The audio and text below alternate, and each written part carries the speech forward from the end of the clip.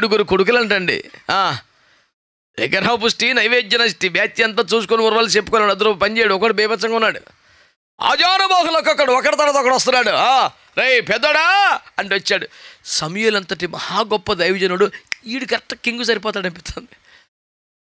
కొంతమంది హడావుడి అండి, పాట మాట గొడవ గోత్రం చూస్తే అసలు ఎక్కలేసిన పరిశుద్ధుడు, వీడికి మించిన వాళ్ళు ఏడు అనిపిస్తుంది. కానీ లోపల ఏముండదు.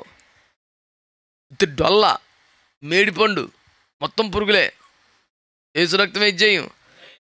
ఏడుగురు ఎవరు చూస్తే ఈడే కరెక్ట్, ఎవరు చూస్తే నెక్స్ట్ బెస్ట్ ఈడే టాప్ అనుకుంటున్నాడు.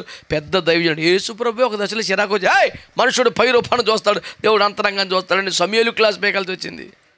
సమూయేలు అల్లటప్ప మనిషి, దారిపోయి మనిషి, కొత్తగా వచ్చేసి ఇలాగేలాగా అనుకుని దండం పెట్టి బ్యాచ్. మంచి ప్రార్థనా పరుడు, దేవునితో సన్నిహిత సంబంధం. కానీ స్థాయి ఏంటండి?